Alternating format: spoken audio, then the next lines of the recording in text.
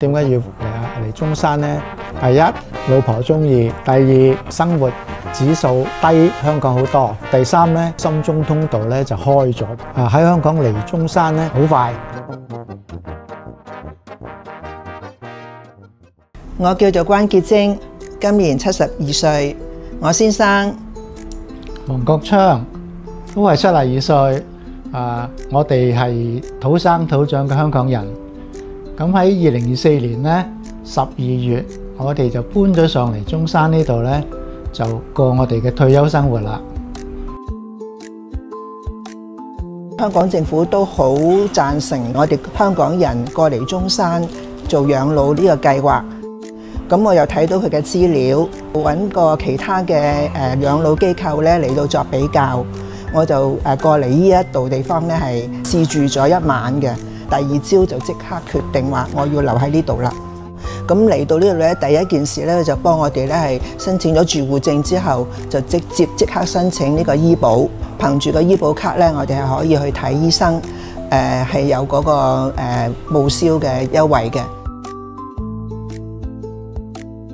我住嗰個單位，咁咧就係兩邊都有陽光照到，非常之光猛，又好舒服。嗰個生活指數低香港好多，好嘢太多。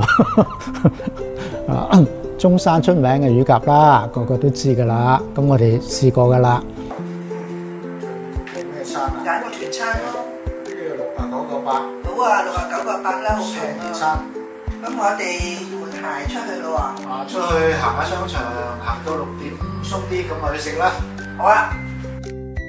中意去商場運動散步即係譬如話日日咧，我哋都要行翻萬幾步喎。聽講話咁健康喎。出門口咧可以搭到車，我哋曾經就咁搭車咧，搭咗個幾兩個鐘頭去咗呢個三鄉啦，又曾經去過咧長江水世界嗰邊啦。總之就遊車河遊咗好多次，好開心咯。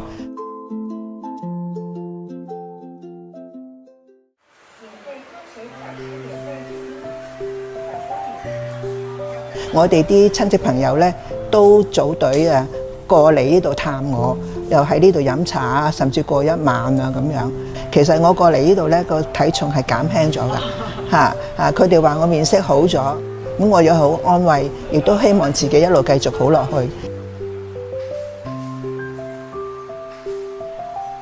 啲仔女都 OK 啦，咁真係而家係剩翻我哋兩個相依為命，又互相照顧。